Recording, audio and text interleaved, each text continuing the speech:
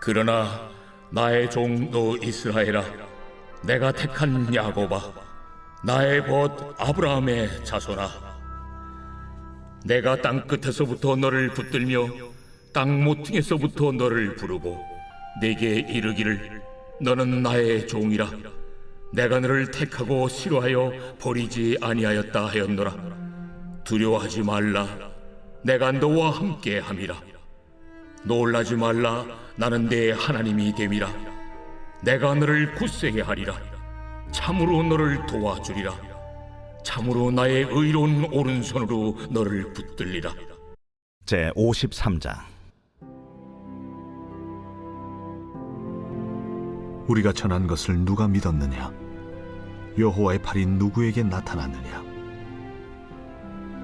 그는 주 앞에서 자라나기를 연한 순 같고 마른 땅에서 나온 뿌리 같아서 고운 모양도 없고 풍채도 없은즉 우리가 보기에 흠모할 만한 아름다운 것이 없도다.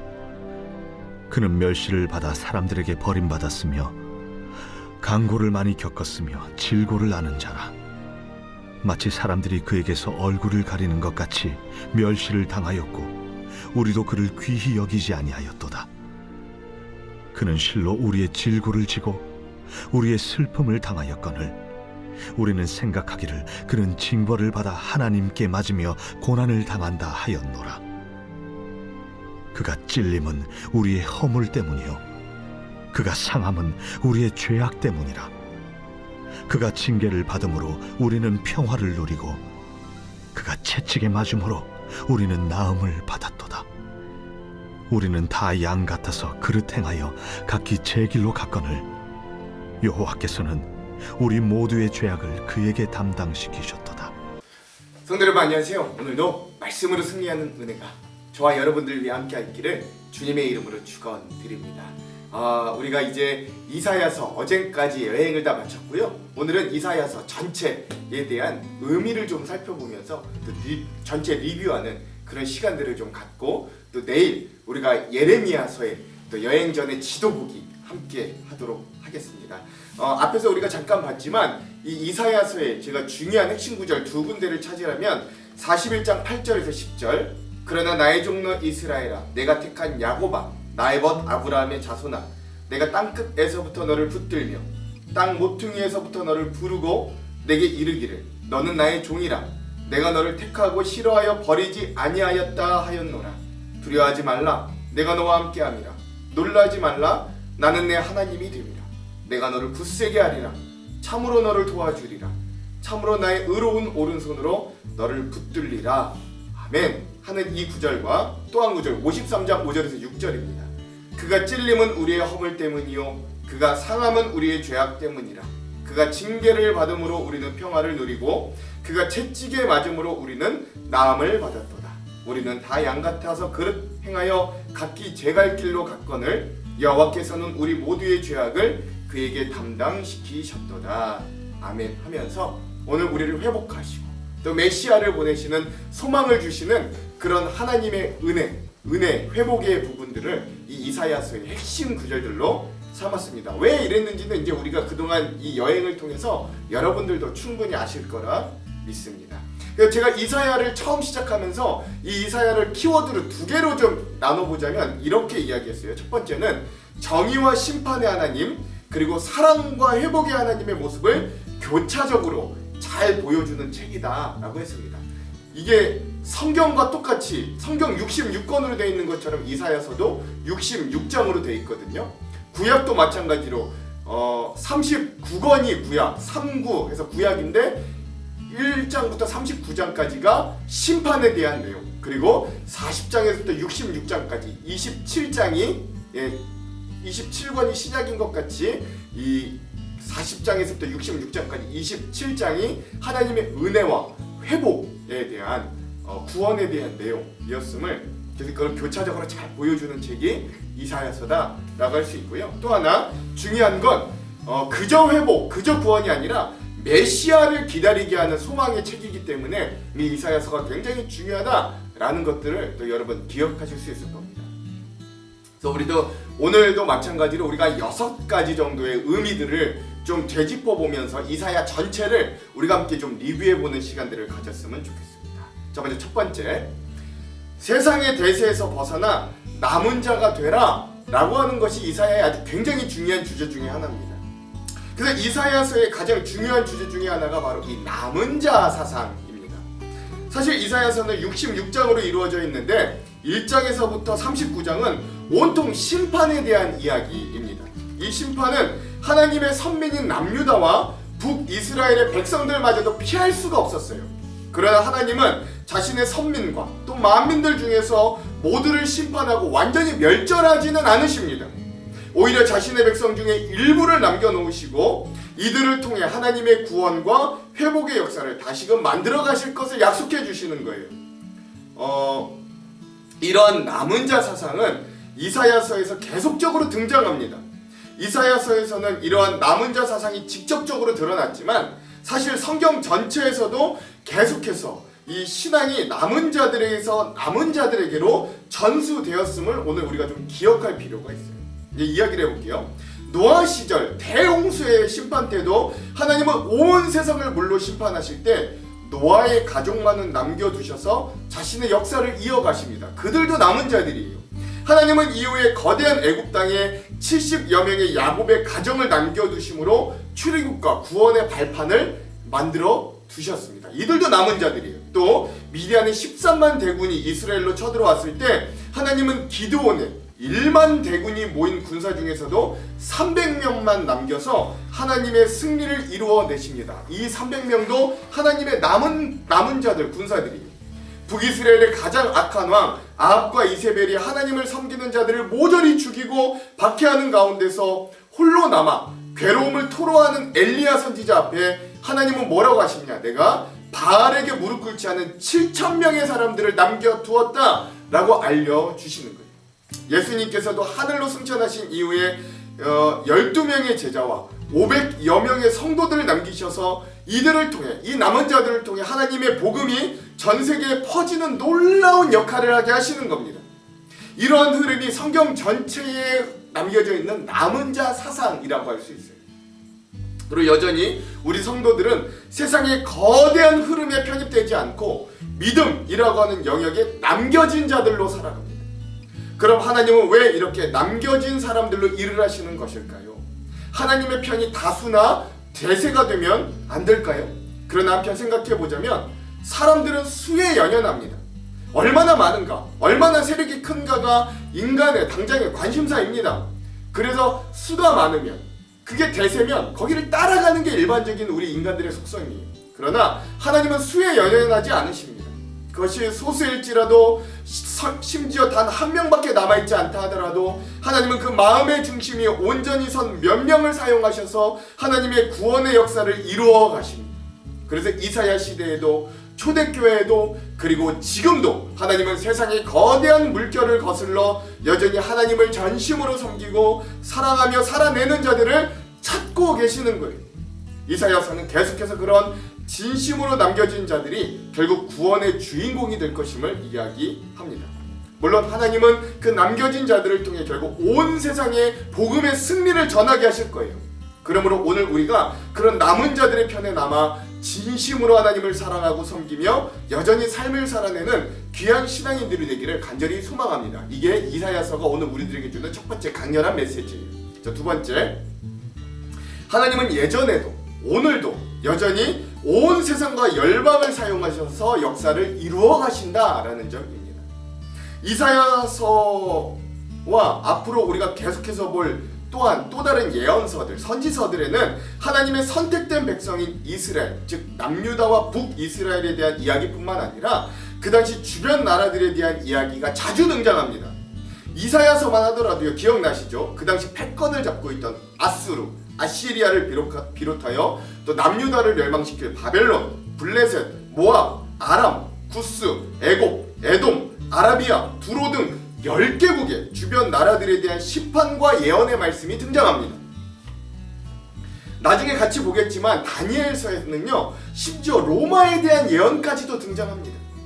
왜 하나님께서는 이사야 선지자를 통해 당장 급한 자신의 백성들에 대한 심판과 회복뿐만 아니라 주변 나라들에 대한 심판과 예언을 하게 하시는 것일까요? 그건 하나님께서 이스라엘의 하나님뿐만 아니라 온 세상의 역사를 주관하시는 주인이시자 경영자이심을 우리들에게 알려주시기 위함입니다. 일례로 우리는 얼마 전까지도 이 21세기에 내전이 아닌 침략 전쟁이 일어날 것이라고는 상상도 못했어요. 즉 러시아가 우크라이나를 침략 전쟁이 일어날 거라고는 상상도 못한 거죠. 그리고 생각보다 우리가 이 불의한 전쟁에서 할 수 있는 일이 얼마 없음을 다시 한번 처절하게 느끼게 되었습니다. 또한 이런 전쟁을 통해 기름값, 물가가 치솟게 되는 어려움을 생각지도 못했는데 겪고 있는 거예요. 즉 인간은 자신들의 이성과 노력으로 온갖 발전을 해왔다 자부하지만 결국 한치 앞을 내다볼 수 없는 연약한 존재임이 여실히 드러나는 거죠. 이게 세계 역사를 보면 그렇습니다. 그러나 이사야서는 그런 혼잡한 국제 정서 한가운데서도 하나님은 그 모든 일들의 경영자이시고 심판자이시고 판결자이심을 강조하는 거예요. 그러므로 인간의 눈으로 가볍게 볼 때는 세상의 만사가, 세상의 역사가 그 모든 일이 힘의 논리와 인간의 주관대로 이루어지는 것 같지만 결국 하나님께서 이 모든 일들을 이루어 가신다는 걸 우리에게 결국 알려주게 하는 것이죠. 그래서 우리가 의지할 건 하나님밖에 없음을 기억할 수 있습니다. 이게 이사야서가 우리에게 주는 또 다른 메시지예요.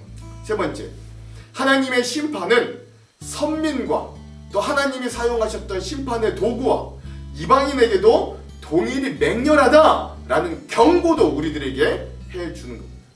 이사야서가 우리에게 주는 선명한 교훈 중에 하나는 하나님의 심판은 평등하다라는 것이에요.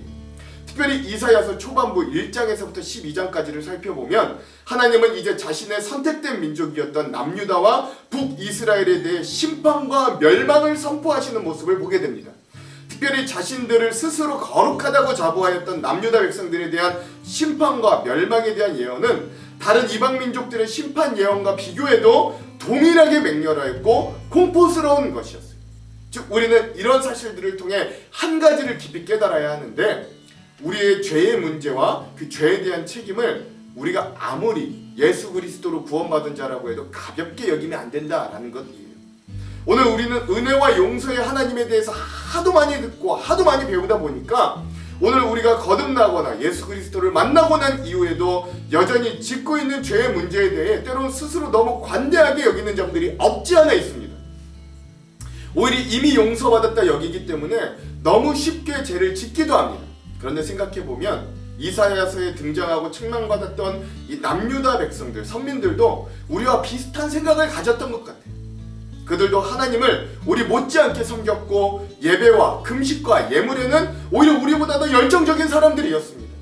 그래서 그러한 자신들의 죄와 불의를 하나님께서 결국 용서해 주실 것이라는 얄팍한 기대를 가지고 너무 쉽게 우상 숭배, 불의한 습관들을 드러냈던 것 같아요. 그러나 하나님의 평가는 오히려 달랐죠. 하나님은 그러한 선민에게도 불과 같이 냉혹하고 잔인한 칼의 심판이 있을 것을 선포하셨습니다. 그리고 그 선포는 100년 후에 바벨론이라고 하는 도구로 결국 이루어져서 예루살렘도 또 하나님의 집이라고 여겼던 성전도 모두 무너지고 멸망하는 황폐한 결과를 맞이하게 되는 거죠. 기억하십시오. 하나님의 심판은 평등합니다. 우리가 연약하여 완전히 죄의 문제를 떠날 수 없지만 그러나 우리의 삶의 방향이 죄인을 향한 죄인이 되어서는 안 되는 거예요. 그렇죠? 우리는 이제 예수 그리스도를 만나 거듭난 사람이기 때문에 완벽한 의인이 될 수 없지만 그 의인을 향해 걸어가는 달려가는 죄인으로 삶의 방향, 우리의 삶의 방향을 변화시켜야 됩니다. 그래서 좀 더 죄의 문제에 예민한 성도들의 모습이 되기를 간절히 소망합니다. 자, 네 번째, 이사야가 오늘 우리들에게 주는 중요한 주제 중에 하나는 구원의 문이 활짝 열렸다. 그러니 가난하고 돌이키는 마음을 가지라 라고 하는 것입니다. 이사야서가 중요한 이유 중에 하나는 구원에 대해, 그러니까 이 이사야 전 기존의 이 고정관념을 완전히 부숴버리고 그 구원의 문이 만민에게 활짝 열리게 하였다는 데 있어요. 사실 이스라엘 백성들에게는 한 가지 그 누구도 무너뜨리지 못하는 자긍심이 하나 있었는데 그것은 자신들이 하나님의 유일한 선택을 받은 민족, 즉 선민이었다는 사실이었습니다. 그래서 구원은 자신들의 민족에게만 허락된 제한적인 것이라고 여겼어요. 그러나 이사야가 예언한 하나님의 나라와 구원은 그렇게 한정적이지 않았습니다. 오히려 하나님은 이사야 선지자를 통해 더 이상 구원이 혈통과 어떤 한 국가에 치우쳐 있지 않음을 선포하게 하십니다. 그것이 이방인이라 할지라도, 설령 몸에 흠결이 있어 총회에 들어갈 자격을 받지 못했다 할지라도 그들이 하나님을 찾는 자들, 때론 통회하는 심령으로 회개하고 하나님께 얼굴을 돌이키는 자, 가난한 자, 포로된 자, 갇힌 자, 슬픔과 애통한 가운데 있어 하나님의 구원을 절대적으로 필요로 하는 자들에게 하나님의 놀라운 구원과 은혜가 임할 것을 선포하는 것. 놀랍지요? 신약시대도 아니고 구약시대 벌써 이렇게 구원이 온 세계 만민에게 선포되고 초청되었다는 것이 이방인인 우리 대한민국의 성도들에게도 참 은혜 중에 은혜입니다. 물론 우리는 지금 신약시대에 태어나 이게 당연한 것으로 여기지만, 너희 목마른 자들아 다 내게로 오라, 값없이 돈 없이 와서 내게 물을 사다 마시라 라고 하는 하나님의 초청은 이제 온 세상과 만민들에게 주어졌어요. 그래서 그 초청에 대한 사명을 가지고 먼저 그 복음을 받아들인 미국의 선교사들이 100여 년 전 우리나라에 찾아와 복음을 전해 우리가 이렇게 믿는 백성이 되었어요. 그래서 우리도 다시금 하나님께서 이미 활짝 열어놓으신 구원의 문을 온 세상을 향해 전파하며 나아갈 수 있어야 됩니다. 이게 오늘 우리 이사야서가 주는 또 하나의 큰 깨달음과 주제입니다. 자, 5번째, 이사야는 또한 사람으로는 소망이 없으니 메시아를 소망하고 기다리라 라고 우리들에게 이야기합니다. 하나님은 선민인 남유다와 북이스라엘 백성들에게까지 심판을 선포하셨습니다. 앞에 말씀드렸죠. 이런 모습을 보면서 사람에게는 소망이 없음을 우리들에게 극렬하게 보여줍니다. 사실 생각해보자면 하나님께서 이 이스라엘 백성들에게 퍼부으신 은혜와 사랑이 얼마나 많았는지, 그리고 구원하시고 회복하시고 그들을 업고 안고 살피셨지만 결국 선민이 받았던 성적표는 심판과 멸망이었다라는 거예요. 즉 그것이 이방인이든 선민이든 사람에게는 소망이 없음을 우리들에게 극렬하게 나타내 줍니다. 저는 구약 성경이 오늘 우리들에게 주는 가장 큰 메시지 중에 하나가 바로 사람에게는 소망이 없다라는 것이에요. 그래서 이사야서에서는 놀랍게도 메시아, 즉 하나님의 종에 대한 소망이 등장하는 거예요. 그리고 메시아 사상은 이후 이스라엘 백성들에게 큰 소망과 위로가 되어 이들이 나라가 망하여 온 세상에 뿔뿔이 흩어졌어도 여전히 그 메시아를 기다리며 구심점을 삼는 신앙의 핵심이 되었습니다. 그래서 이사야 선지자가 활동한 이후로 700년이나 지난 이 복음서 시대를 보아도 이스라엘 백성들에게 이 메시아에 대한 기대와 소망이 여전히 살아있음을 살펴볼 수 있어요. 700년이 지났는데도 이들은 나라가 없었는데도 여전히 메시아를 기다리고 있었던 거예요. 그리고 그 메시아에 대한 기대는 결국 그 하나님의 종 메시아 예수 그리스도의 모습으로 구원 사역을 완성하시고 보여주셨습니다. 예수님은 이사야 선지자가 700년 전에 예언한 모든 메시아에 대한 예언을 성취하고 이루셨어요. 오늘 우리도 적지 않은 문제와 어려운 현실을 살아갑니다. 사실 우리는 어리석게도 세상 것 가운데서 우리의 문제 해결을 찾으려고 시도하지만 돈도, 명예도, 권력도, 그 외에 우리의 지식과 인맥과 그 외 인간적인 모든 것들도 우리의 인생의 문제를 근본적으로 해결해 줄 수 없음을 우리는 매일 경험하며 느끼며 살아갑니다. 그래서 여전히 인간적인 소망이 없는 우리의 삶에 예수 그리스도라는 소망이 여전히 우리에게 필요한 거예요. 그가 찔림은 우리의 허물 때문이요 그가 상함은 우리의 죄악 때문이라. 그가 징계를 받음으로 우리는 평화를 누리고 그가 채찍에 맞음으로 우리는 나음을 받았더라 라고 하는 고백이 오늘 우리에게도 여전히 유효합니다. 그러므로 저 십자가의 은혜를 의지하여 오늘도 힘을 내시고 일어서시는 귀한 소망의 하루가 되시기를 간절히 소망합니다. 자, 마지막 이사야가 오늘 우리에게 주는 중요한 주제는 새하늘과 새 땅을 소망하게 하는 비전입니다. 제가 한 가지 매우 아쉬운 점이 있는데 그것은 기독교 신앙의 아주 중요한 단어들이 이단들에게 잠식되어서 그것들이 중요한 단어들임에도 아주 우리에게 부정적으로 느껴지게 만들었다라는 점입니다. 재림, 휴거, 종말, 14만 4천 명, 신천지, 파수꾼 등등 우리의 신앙에 아주 중요한 개념과 의미를 품고 있는 이러한 단어들이 이단에 의해서 그 뜻과 의미가 오염되고 오히려 심지어 그 단어들이 꺼려지는 단어가 되게 만들었다라는 거예요. 특별히 요즘 신천지라는 단어가 그렇지요. 그런데 이 신천지, 또는 신천, 신지라는 단어의 원래 본 고향이 우리가 읽었던 이 이사야 선지자가 말했던 새하늘과 새 땅인 거예요. 이걸 한자로 바꾼 게 새하늘, 신천, 새 땅, 신지, 신천지였던 거예요. 그리고 이 새하늘과 새 땅은 오늘 우리들의 언어로 천국이나 하나님 나라로 다시금 표현됩니다. 이 천국에 대한 소망, 새하늘과 새 땅에 대한 소망은 그저 죽음 이후에 영생을 얻는다는 것뿐만 아니라 우리의 내생, 즉 현실의 어려움도 극복하게 해주는 아주 큰 원동력이 됩니다. 이러한 소망 때문에 기독교 2000년의 역사상 수많은 사람들이 죽음의 위협 앞에서도 신앙을 당당히 지키며 순교자로 자신의 삶을 드리는 인생을 살아냈어요.